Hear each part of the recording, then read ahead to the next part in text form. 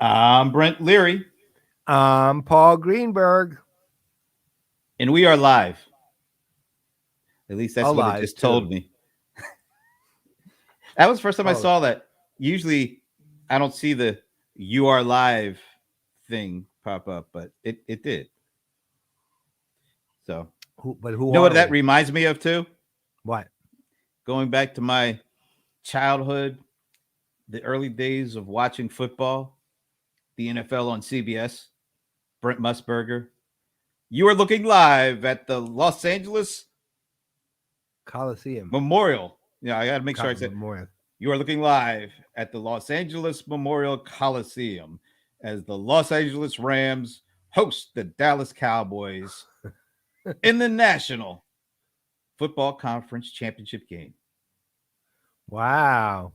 Not I would get bad. chills. You I got would the really get chills. intonations, man. Brent Well, Brent Musburger. Musburger, my namesake, Yeah. You were named you after are looking him. live. And I look, remember him when we he are was like, now. Go ahead. what? He I was was a going young, I to. remember him as a young reporter on the Chicago, I can't remember if it was the Sun Times or the Tribune, but he was on a Chicago newspaper as a young sports reporter in the 60s. Wow. That's where he started. Yeah. I just remember him from football. Just a general old on the beat sports reporter. Well, here's something else.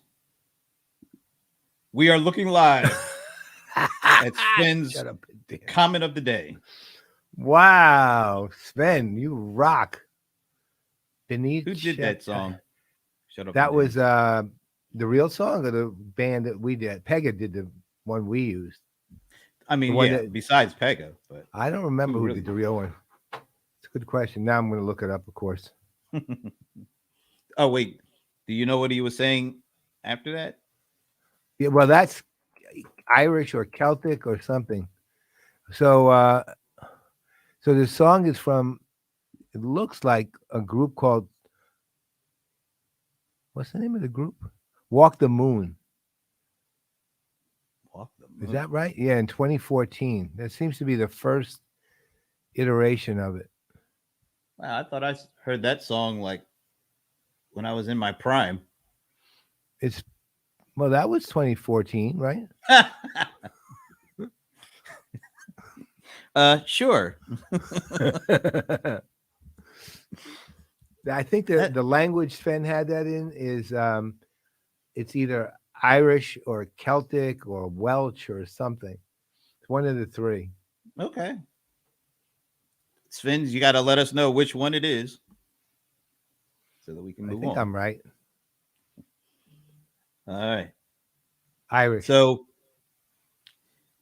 it's like we're lucky because we seem to be south enough to be missing out on all the real bad weather stuff and all that. Oh, you were right. Yeah, and I knew it was. I recognized the style, but it could have been Celtic too. Welsh was a long shot. I mean, Celtic is sort of Irish, but it's old Irish, I guess. I Um, prefer Old English, but yeah, I just prefer English. English muffins. English muffins. So So anyway, we got a nice guest coming up, but before we do that, I want to see if you saw this little clip I'm about to play. Let me know what you think. I say right foot creep, ooh, walking with that heater. Look around, stay low, make sure they don't see you. Catch some bad, walk down, face them with the heater. The devil under your feet, you on your way to see him. Stretch me when I can't sleep, bang out when I see you. Play with me, you can't sleep. We got into the sea shoe. You won't have no case rearrange your shape soon as they face you. Okay, enough of that. Do you know who that is? no, I don't have a clue. Who is it? Who's the head coach of LSU right now? I forget the guy's name. He used to He just coach Notre Dame. yeah. No, I know who he is. I just can't. I'm blocking his name. Speaking of He Irish, just Brian Kelly. Brian Kelly. Thank you. I couldn't think of it, but yes, that's him. That was him with one of the recruits they are going after doing a TikTok video. Are you kidding? That was awful. It's like Um, truly just terrible. I won't They play don't the see music you. anymore. I don't want to play the music. There we go. Let's try this. Look at what he was doing. Yeah, I This is. know. It's like the swim. He's I doing don't the even swim. know if he It's knows like, what he's doing. oh, I think he has no clue. Somebody had to tell him this is the thing to do to get this guy. So this is the like a one of these big five, top five or blue chip kind of guys, recruits, and apparently this is what they did on his visit to LSU. You know what the Holy bad, crap. like the worst part of this is? The The colors. kid ended up not going to LSU. Really? Where'd he go? I think he went to Bama. He probably said, given that they want me to do this, I'm going to Alabama. I mean, it, I just don't know what they were thinking. I mean, look at I, what. I'm telling you, this he's Oh doing my some version goodness! of the swim. Now, I, if you wanted to, you know, win something or win a person over, would you do that kind of thing? no, absolutely not. Nothing like that. No, that would just be, I'm going to win this person over by completely embarrassing myself because I have no clue what I'm doing. I especially Doesn't like the I know this thing he was doing. that the swim. I think that was And how it went. I don't know. I wasn't a dancer particularly, but I think that's how it actually went. trying to see, I wonder how many views this thing has. Let's see. Surprisingly enough, it's only like 7,700 views, which I find. Well, this is only one version of it.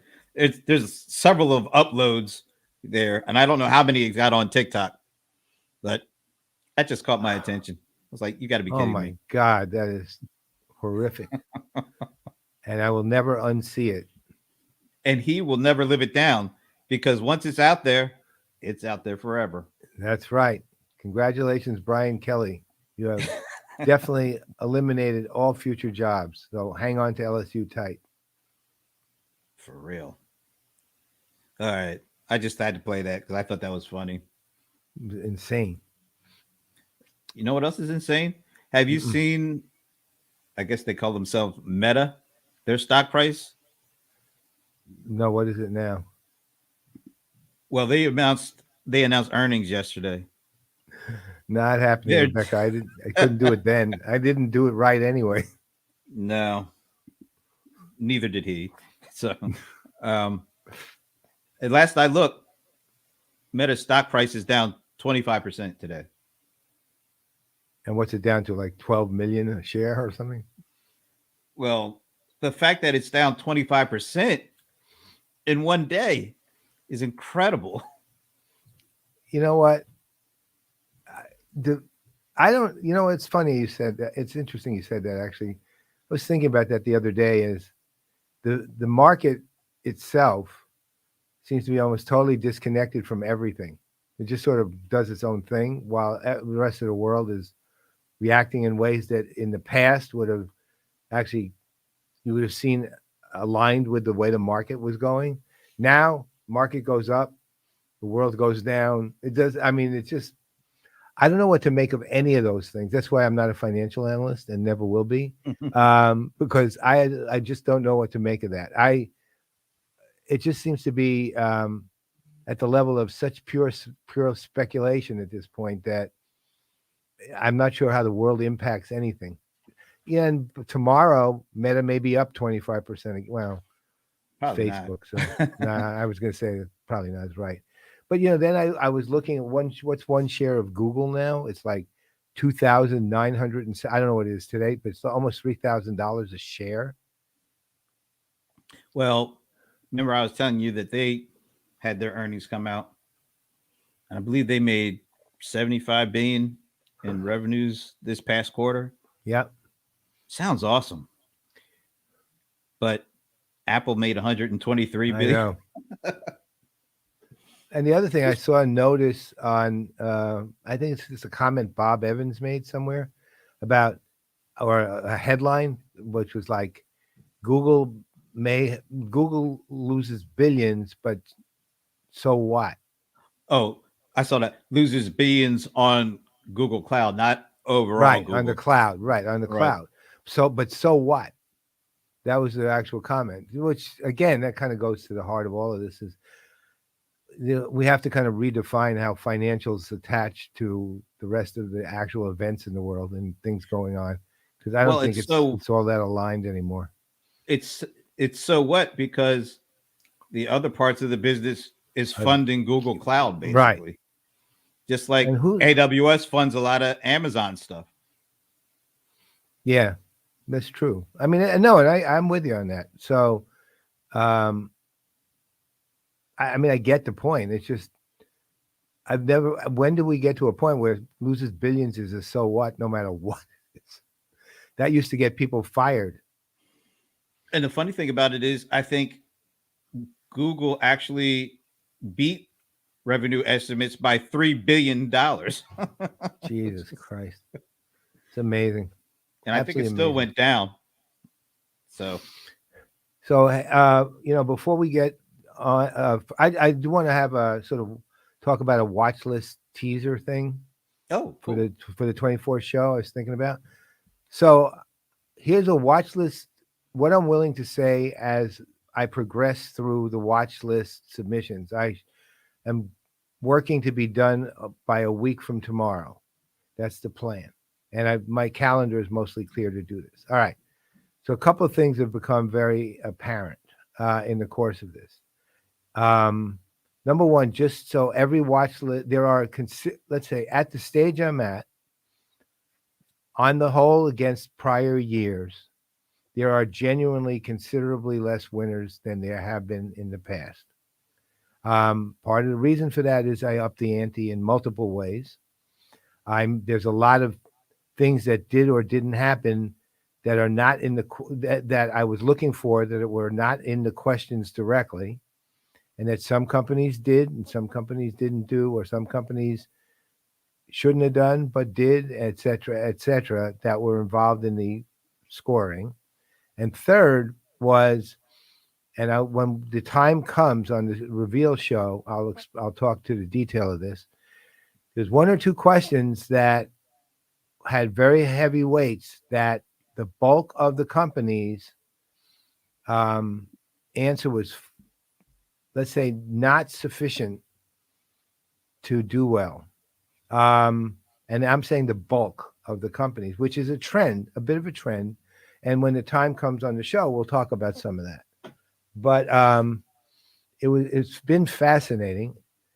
Um, I'm not going to say any more about who won and who didn't, but I'm just saying this so anybody who's part of these companies who's listening, who's, let's say, had consistent victories in the past, may not be winning this year. I'm not saying you didn't or you won't. I'm just saying you may not be, because it is that much harder. And I want to set expectations now so that when the time comes and your name isn't called, you will have prepared yourself for the fact that you might not have made it. And one thing I am going to do on the show is, there are a number of companies who, in the past scoring level, the way I had the final score set up, would have won, but in the new one they didn't.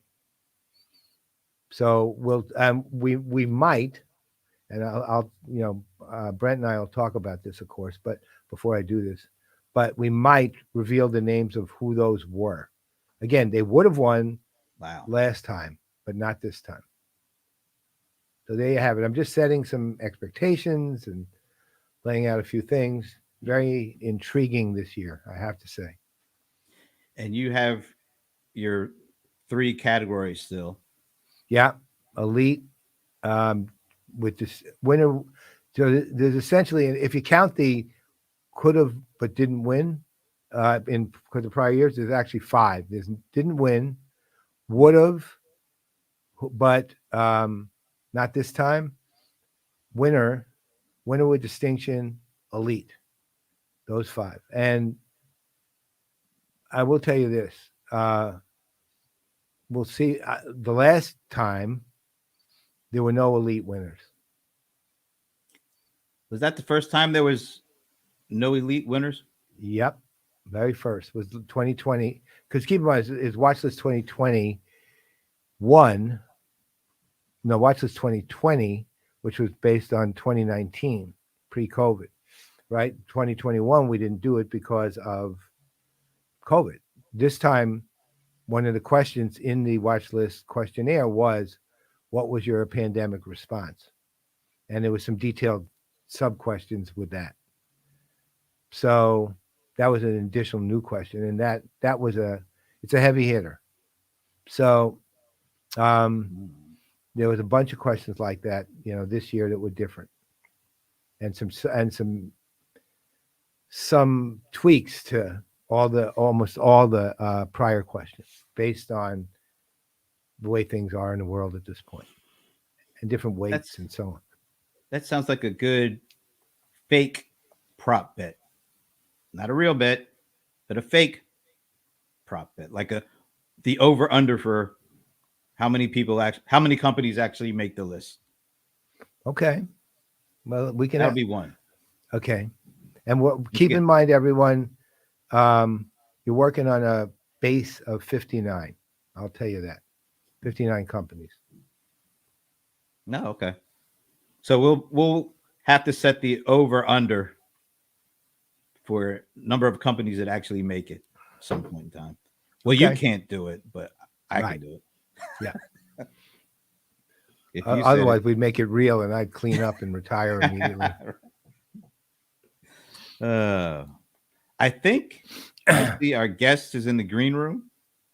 So, as I like to do, I will turn the guest introductions over to the venerable Gilmore's on the show. Where's Gilmore? Where is he? He's waiting around for tomorrow. Okay. All right. So this is a guest that first time guest. He's a good friend. He is a brilliant guy. He has this deep intellectual curiosity. He's an industry veteran for many years. He is a terrific person. He also has a very extensive network that he's built over the years of people who are influencers, and is an influencer to a large degree himself. I am honored, thrilled, happy to have our friend Gurvinder Singh Sahni, who runs Wipro's partner marketing and analyst relations on a global scale. Hey, Gurvinder. Hey, Paul. Hey, Brent. I was like, I'll have to do a TikTok like Brian, maybe, so I got a little. I was going to get started for that. If you had done that, we wouldn't be talking now, man. That's right. But thank you for joining us, man. It's a pleasure, Brent, Paul. I last met Paul in person at, I think, at Half Moon Bay. Yeah. And I've seen both of you in action at some of Ray's events. So what an honor it is to share the virtual screen with both of you. Thanks for inviting This one's me. overdue, man. This was just way overdue. I mean, it really is. So, look, one of the things, Wipro obviously is a mega-sized company. I don't know what the revenue is, I forget, but it's in the many billions. And you're running essentially you're running effectively a ton of the outreach.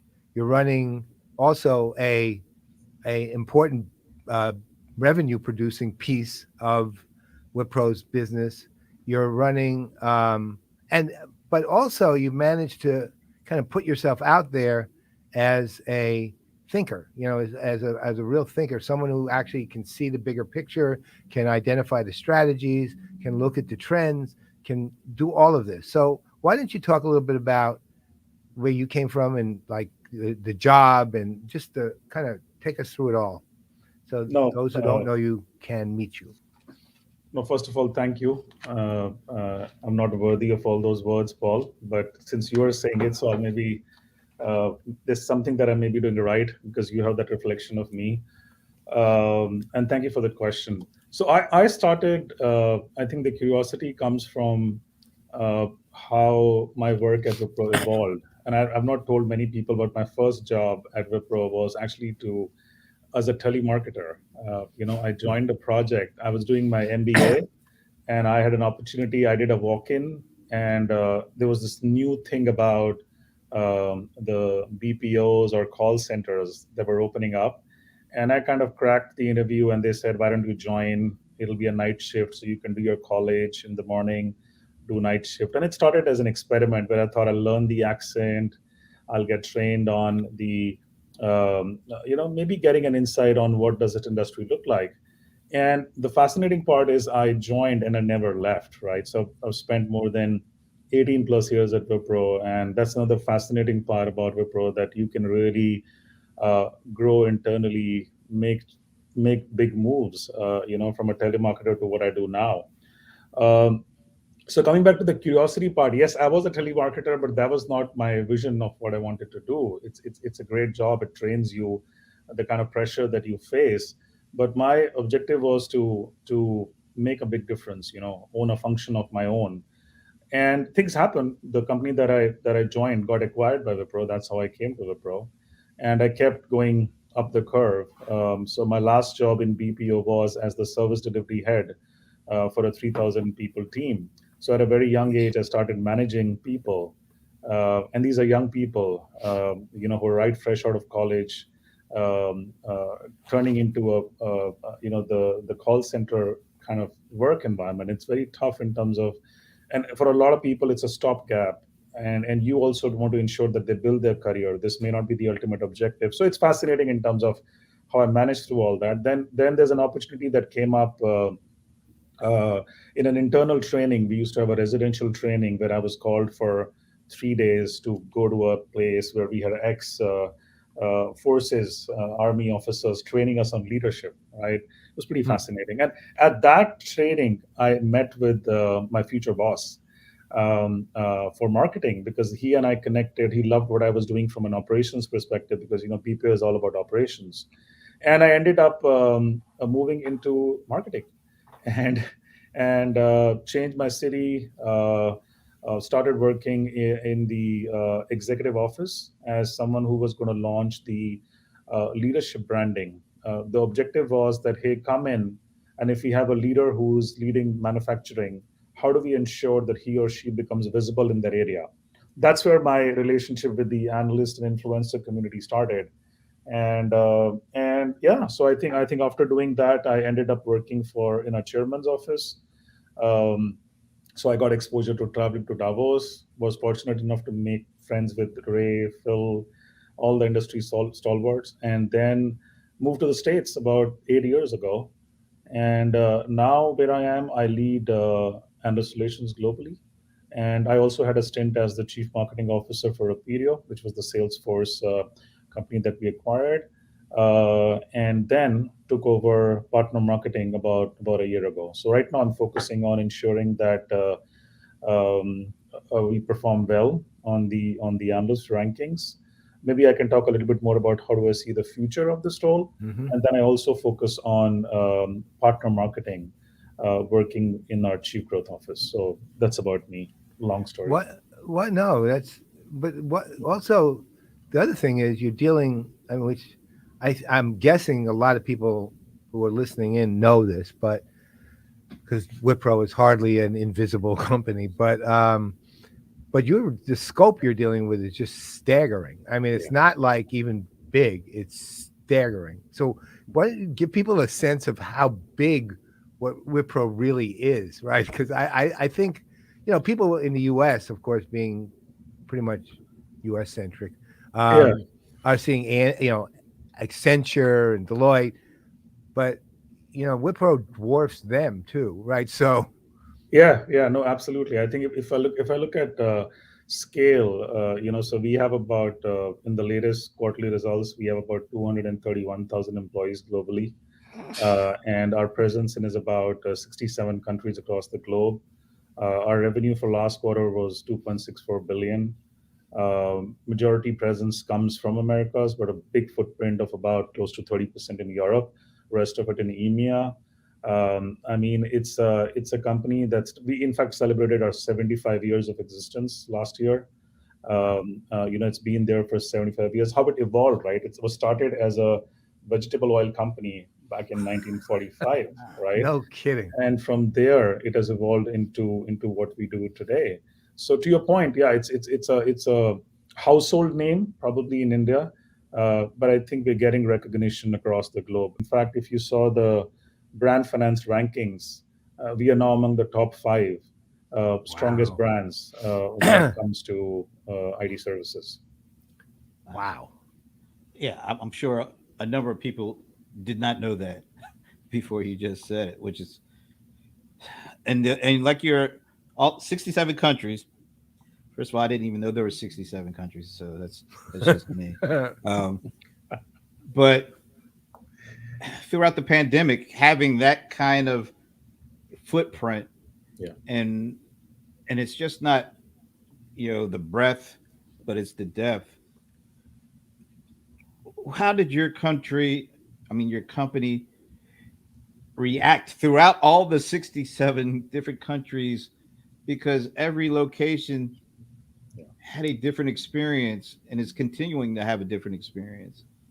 So as you operate in so many different places and see so many different reactions and experiences to the pandemic, what was the internal need of the organization to help, and how were you able to kind of help where it was needed in so many different ways? No, Brent, I think it's amazing on two fronts. One, I think you know I how it unfolded. I mean, I was in Davos in Jan 2020, and then I actually traveled to Mumbai for a NASCOM leadership summit that was in Feb. And as I came back, and I think around March, everything started unfolding. See, the it took a tremendous toll, right? I mean, there is no doubt in terms of society, devastating lives, global economy, and we are still experiencing it. I mean, God bless, and I hope and pray for good health for everyone. So what happened was that there are two fronts. One is of course Wipro. The other big thing about Wipro is our founder, Mr. Premji. Azim Premji has a foundation, and both Wipro and the foundation moved very swiftly. Of course, the first thing was, to your point, our employees, ensuring the health and safety of the employees. But we're also committed to the society. It's not only, and in a situation like this, you can't forget about a company, even at the country level. It's not about what happens in one country. You can't seal your borders and protect yourself. It has to be pervasive, it has to be across board. And from that perspective, I think it was a big leveler that made everyone realize that we are in it together, and there is no amount of money or your status can save you or protect you from what can be coming, right? So coming back to your question, there were multiple steps taken since March 2020. So we in fact, if and I can give you a very good example. Uh, you know, Especially let's talk about India. For there are daily wage workers in India, and that's what it means, that they work on a daily basis, and that's how they earn their bread and sustain themselves, right? And as the economy started shutting down, things were getting closed. These guys could not work anymore, right? There was no place to go and work out there. So for example, what we did was we opened up. We had cafeterias, right? We have big cafeterias, big campuses where we serve food to our employees. And because employees were not coming into the office, so there was an opportunity that we converted these cafeterias into, serving meals to these daily wage laborers who were without food. And if I look at the number, I think we ran that kitchen for about 74 days, if I'm not wrong, and we served about 2.97 million meals over Wow. that period, to that group. And also, the other thing that we did was we also realized, if you recall, the Delta wave was particularly strong, specifically for India. and we also looked at a specific hub was in Pune. So we actually opened a COVID dedicated hospital in our campus, along with the government of that state in Maharashtra, and there were about 6,800 patients who were treated Wow. in that hospital. And then as there was a shortage of oxygen cylinders, right? We also in May 2021 we actually created a oxygen generating plant to ensure that the supply gets better. So, and then of course, number of steps taken to ensure that we enable work from home, and ensure that we work along with our customers uh, to ensure safety for us. I don't want to go into the technicalities. Yes, there were a lot of projects done. There were a lot of things done to ensure that the service delivery doesn't get impacted, because that's also a way of serving, because if you're ensuring that your customers are able to serve their customers. So I would say that kind of sums up the impact created by the company. And kudos to the whole industry. I think everybody came forward. I have great respect and examples from all our peers who did work around that. Well, from your standpoint, you did something I think is uh, or should be considered paradigmatic, really, because look there. I've looked at a lot of companies, and Brent and I have talked to a lot of companies on their pandemic response, and Hmm. look, ultimately anything you do is good, um, Yeah. but most of them, or let's say a significant percentage of them, and I say the majority, were limited specifically to ensuring employee safety and ensuring that the customers that they had needs were met in some way. And that, again, all good. There's no judgment on that, but there is one. I won't call it judgment. There's one thing that I think is a gap. I think that the countries that really stepped up the most, or at least let's say thought through this on a greater scale, were companies like what you did, which actually looked at it from the societal side. So you do convert, to a hospital on the campus. You do serve 2.975 million meals, to people. You do create a plant that provides oxygen to people who are going to need it. I mean, those things are above and beyond the employee customer kind of stuff that people generally did. And I think that's a really important point, because there's a there's a general social responsibility that you're taking that goes beyond your own customers. You just have a concern for human beings as human beings. And I think that's really important and super important, and more than kudos, man. I mean, that's uh that's a real benefit to humanity as a whole, what you did. I think it also, no, thanks, Paul and Brent, for acknowledging that. I think it also comes from deep down values that Wipro focuses on. And I recall when I used to be the leader of 3,000 people back in my BPO days, I used to do induction around those values as a leader. And those values are: be passionate about client success, right? That's one. Treat each other with respect. Be global and responsible, which is kind of, if you see what we did. And finally, unyielding integrity in everything we do. These are the values that we inculcate, or speak about. And I think what I saw happen over the last 2.5 years is that literally playing out in terms of the action taken. So I'm proud of what we were able to achieve. When you think I, about, I'm just going to ask, kind of move it in a little bit of a different direction, but you have so many customers across industries and size and locality. Are you seeing any patterns of significant change in the way that your customers view doing business, as in response to kind of what we've seen? Are you seeing a more empathetic approach to business? Has, or maybe it's just a temporary change to get over the hump? But what are the things you're seeing out of your customer base in terms of permanent organizational behavioral changes from all this?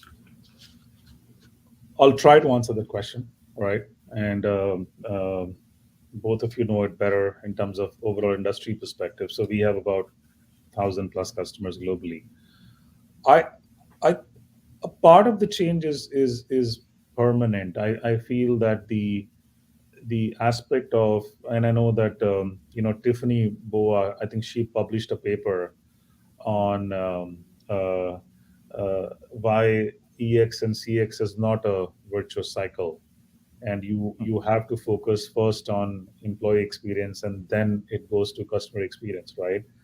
I definitely feel that, and we're also seeing that in the entire um, uh, great resignation wave, right? In terms of the fact that we need to take care of the employees, they need to be linked to the purpose there, and it's beyond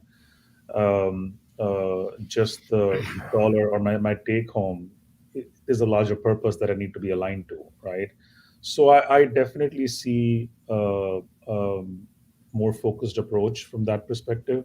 I also see that there is also um, a broader uptick in terms of accepting our responsibility, whether it comes to, let's say, climate, whether it comes to ESG metrics, and not only looking at that as a number, but what is the impact that we can actually create.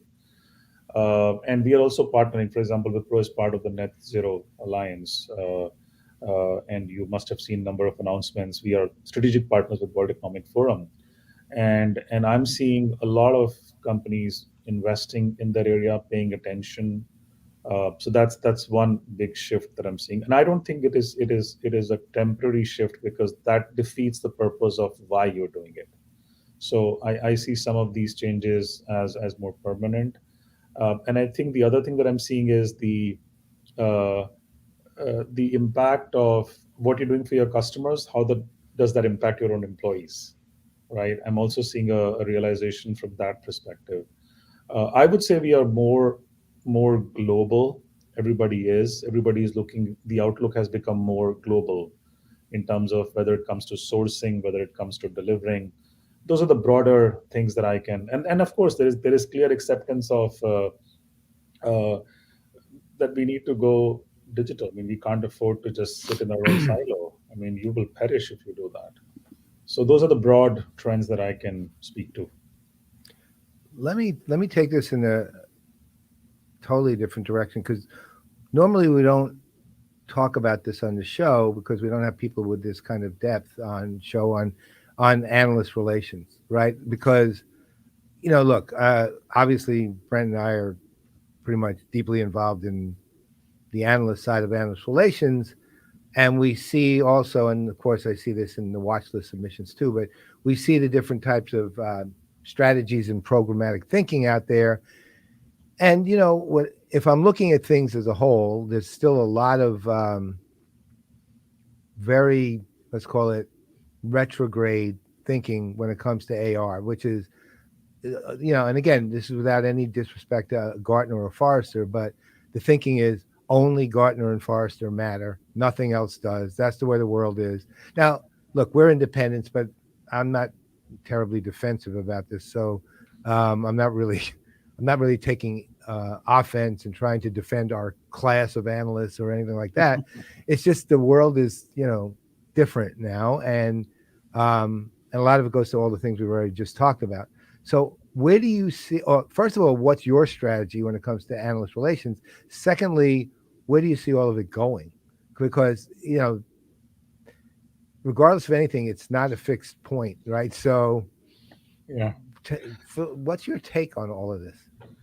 Listen, I think analysts across board were our best friends as we were going through the pandemic, right? I mean, I used to literally look at insights. I know Gartner started publishing something more or less on a weekly or daily basis, where there was a COVID update, where they started publishing a lot of surveys that they were doing. Similarly, I was also able to work with niche players. Their insights tend to be more fresh. They are immediately able to publish, while the other ones have to go through a longer process. So I want to acknowledge how much impact those insights had in terms of our strategy and growth. Um, Listen, I feel that uh,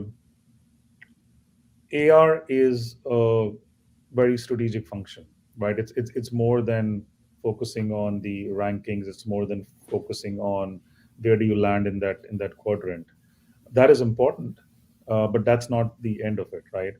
Um, the kind of knowledge that the analyst has, I mean, the sheer number of inquiries that you're doing, the amount of research that you're doing, the amount of discussions you're having, and how 360-degree that is, because you're listening from my peers, you're listening from my customers, that is worth more than getting into just one research paper, right? I mean, and I believe in the fact that uh, more than 75% of what the analyst can share is in his head, and it's not written in that report, right?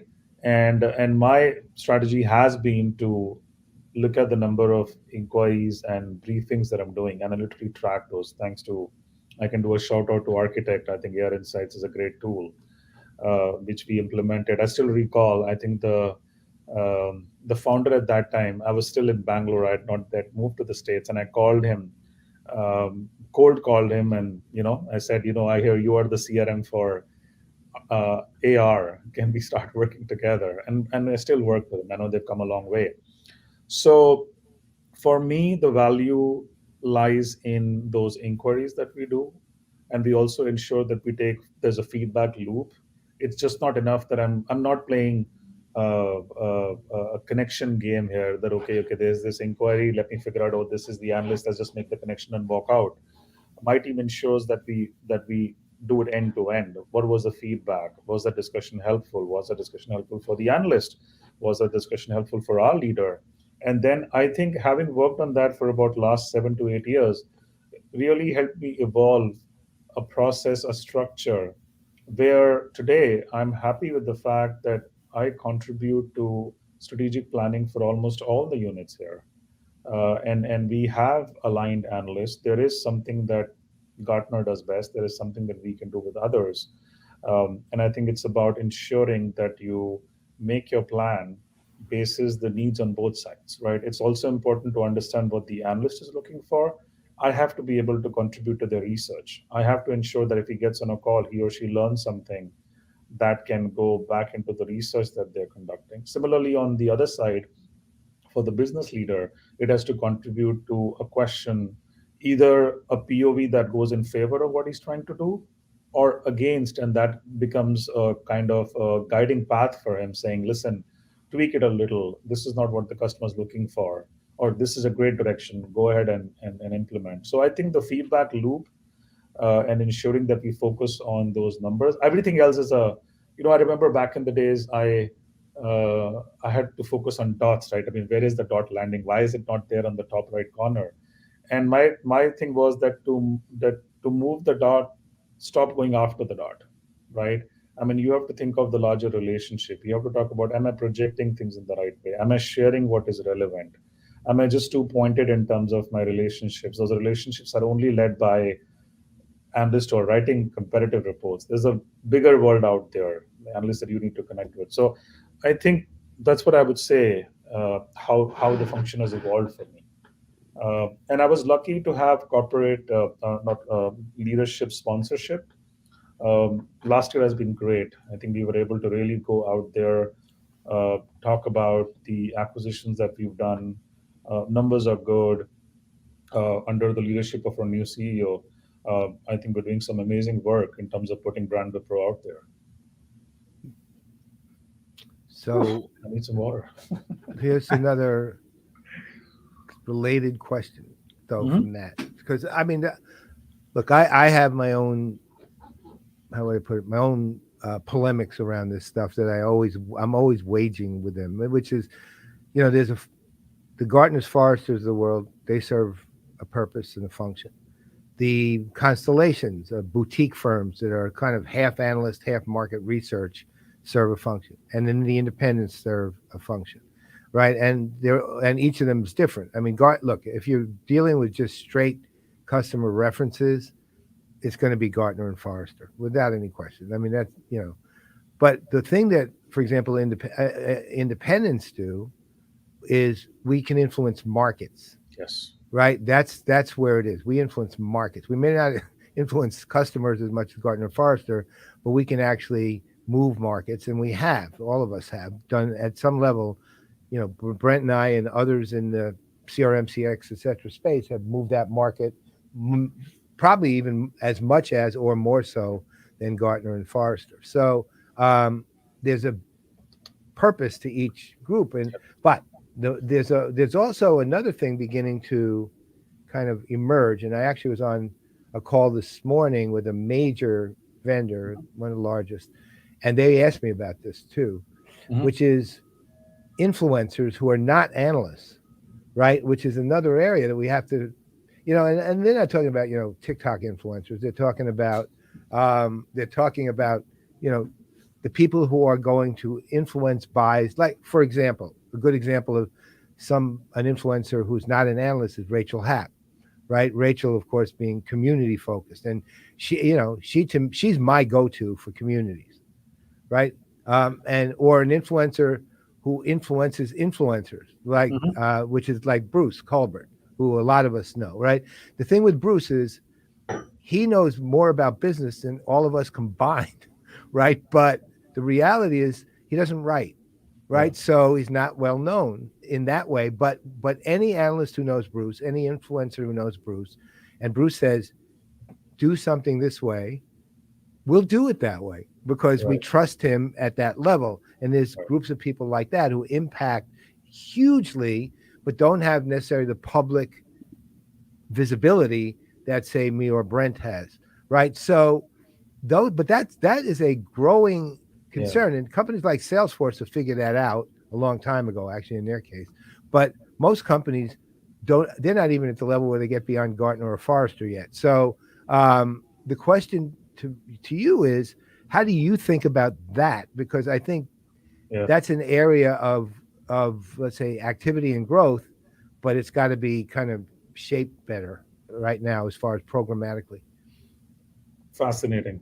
And back in the days, I actually started calling my team as influencer marketing and not analyst relations, for Yeah, the sole purpose that we wanted to be able to attract those influencers who more fit into the, let's say, B2C influencer category is what I used to call that, right? So, in fact, back in the days, Jay Shetty is big now. He's huge. If you check the number of I use influencers, him on Calm.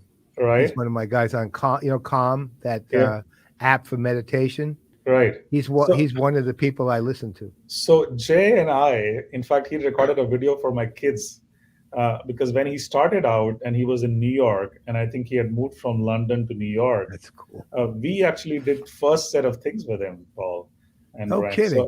there's a video out there where I actually called him to come to our Brooklyn digital pod, and he actually went ahead and did 21 questions to my three leaders, and it's out there. Maybe I'll refresh it, right? And Yeah, then he please. actually, I've had lunch with him so many times in New York where he would come down. We will brainstorm on ideas, and so some of them you catch early. So I'm so proud of the fact that we worked together. And I don't think people knew him. He was new at that time, and I think Ariana Huffington had called him to do some work with him. So, but it's fascinating. So catch them early as well is one thing that I have learned. Um, Second thing is the network. Like, for example, be alert and aware, to your point, about who is the influencer for the influencers. And the outcome may not always be in terms of written research, right? Right. Is that outcome can be in terms of a reference that happens, or outcome can be in terms of an advisory, or a meeting that you're able to conduct with a senior leader. So I think if you stay a little flexible in terms of what your expectations are, but you have to sell it. I mean, you have to be able to ensure that you convince your leadership that this is an investment which is worth their time, is what I feel is most important. But I think, going back to the point about expectation setting on both sides, first thing that I do when I walk into a new corporate relationship is ask the person what your goal is, right? And figure out on how your goal and my goal can match. Because if we don't have that alignment, then I think we need to look sideways. We can be great friends, but we can't do business together if our goals don't align. And I find that that if you're able to do that part, that kind of sets the tone on what we can deliver to each other. I had a question. You have this kind of this dual role of global head of partner marketing and analyst relations. What impact has one had on how you operate the other, and vice versa? Huh. I love it. The opportunity that I have, and I think it's just amazing. It's a sweet spot where there's so much that you can do on both sides. I find more complementary aspects than I find differences. Uh, uh, I can't share more, but I think the kind of things that I'm finding, you will see, of course, results. Things are happening out there, but I think the kind of collaboration that I'm able to create, it's just fascinating to see how it's evolving. So actually, that kind of goes to the other side of your title, which is the partner marketing side. Because again, I think you have a title to, let's say, two areas that I think are of incredibly significant importance in the life of a business and one that needs to succeed, and how it succeeds. So ultimately, if I'm looking at, say, partner mark or partners, I'm looking at ecosystems, Hmm. right? And I'm curious as to, let's take it for the moment. Let's take out the word marketing Hmm. and just take a look at partnering. Hmm. And how do you view it? Like, how do you view it? And what do you, if you're talking to a novice who comes to you and says, "Look, I'm in charge of partner marketing at whatever. Um, how do I do this? And we don't even have partners yet. What am I supposed to do?" Right? What would you tell them? I think first thing is that you need to have an ambition, right? And that ambition should actually turn into a joint business plan together, right? Is the first thing that you need to have. Second thing that is needed for partnership is a growth mindset, right? You cannot do partnership without having a growth mindset. Otherwise, you will not go too far, right? And the final thing would be that you also need to figure out how this partnership will help your brand, right? I mean, is this partnership going to help me or them or jointly put together? Those would be my broad three things that I think I would recommend, because what we did is we have we call it as partnership and ecosystem. In fact, I was looking at I think HFS has come up with their next wave, and they're calling it as the from one office to one ecosystem. And I find it pretty fascinating in terms of how these three aspects are. The CX, EX, and ecosystem part from partnership perspective is going to come together. So I think that'll be my guidance. So the ambition, joint business plan, the growth mindset, and how would it help your brand? I see all these partnerships. I mean, I see all these partnership programs, and again, watch list just sort of reinforces this every year. Right. And they're they're so there's like, here's kind of some varieties. One of them, and one that's highly successful in one particular case, is pretty much, if I had to, give it a categorical name, is a VAR based partnership program, Hmm. right? It really is evaluated resellers of the old school way that we used to use. You do that, where it doesn't, and it's got the VARs and the VARs, and then there are there's some technology partnerships which are kind of limited, and no real strategic partnerships. I mean, there's a few that are quasi strategic, like I think they may even have a partnership with you guys. I don't remember, but it's, so quasi strategic, meaning you are handling some professional service level stuff for them, right? As opposed to truly strategic go to market. Um, then there's these partnerships that are more just purely technical, Hmm. um, and and otherwise they're kind of beyond that. They tend to be pay for play partnerships. So you pay a fee, you get materials, you get support, you get access, depending on how big a fee you pay. There's a bunch of those, and then occasionally and it's only occasionally, Hmm. I run across a ecosystem approach, which is, hi, here's what we do end to end. Here's what our customers want us to do end to end. Here's the gaps. We're Hmm. actually building this right now. We're going to probably buy a company or two over here because it's strategically critical for us to do that. But right here is where we really need the help. So let's go to a strategic partner we can go to market with to handle that, and then we'll do the technical integrations that have those tiers too. But Hmm. they're actually building out very strategic approach to partnering. Which is of those varying ones Hmm. is yours? If or do you have another one altogether?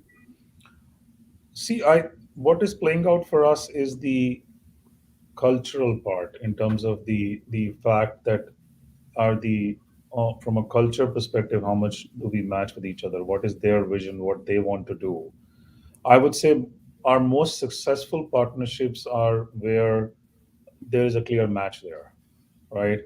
And because nothing beats the um, affiliation that that brings, right? And again, there's limited thing that I can share, but I feel that that makes a big difference, right? If your vision is aligned, if you're looking at making a difference in a specific area for our end customers, in a lot of places our end customer is the same, and we're partnering with them to make a difference to their end customers. So I feel culture plays a big role, Paul. Yeah, That can defeat absolutely. everything else, if you ask me. Amen. That's the biggest. I think that's the biggest. Well, let's look. It's same with acquisitions. Any ultimately, if two conflicting cultures promise doom, even if the products align perfectly, right? And Are we doing a after party in Clubhouse after this, or no, no, no. You're the one who does those. You'd have to bring us into yours, right? You're so that okay. So let's actually close with that because that you do a lot of work in Clubhouse. You're like nonstop in Clubhouse. I get notifications like when I'm falling asleep at night, you're in Clubhouse. When I'm waking up in the morning, you're in Clubhouse. In the middle of the day, you're in no? Clubhouse. Why are you in Clubhouse so much? I mean, you said it right. I want to learn more. Not as much now. I think initially, when as I got, I was not going out as much. Things were not really. I was not networking, meeting people. It started as a good avenue for me to go out there. Shout out to Francis Fry, Dr. Tina Opie. I think they ran a club called as the Leaders Guide. It was I all saw about that. democratizing Harvard education. I think they're doing a fabulous job. It also opened up my understanding of what's happening around me. I think people want to talk.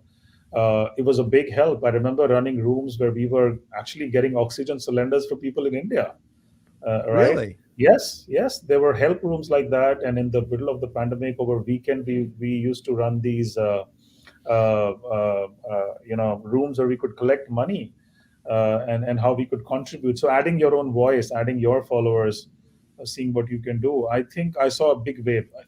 It's kind of, I think it's going through its own curve where it's settling down.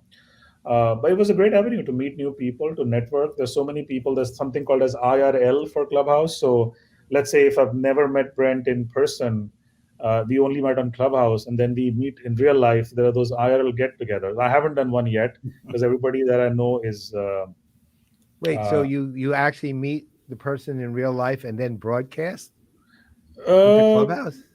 uh, that's a good idea. I don't know if people have done that, but then what happens is that if I know you through Clubhouse, we meet together, then we take it to the next medium. Then we post a picture on Twitter or Oh, post a video. So it kind of extends beyond the Clubhouse world. And then you meet So in the metaverse. that's exactly, right. Next. exactly, All exactly. right. I Well, love what Scott Galloway said. Right, the future to the metaverse will start from audio. So when you put your AirPods on, you enter that metaverse, and there are people that I only know in that universe. So others may not even know that they exist. So it's just fascinating. So Wow. amazing. Well, Brent, what do you think? Time for the question, don't you think? Yep. Yeah. So, Gurvinder, for the most part, I think we've asked everybody who has ever been a guest on our show one question. mhm. And regardless of how great this conversation has gone, The manner in which you answer this question will determine if we'll ever talk to you again. No pressure. None, not at all. Do you have a favorite NFL team? Oh, I was coached on this. I think it's the Rams. Wow. Who is your coach? You They did a good job. really well. Not on this call. See, that's the No. influencer who's helping me influence That's you. right, the So influence. I implemented that before I came on the call.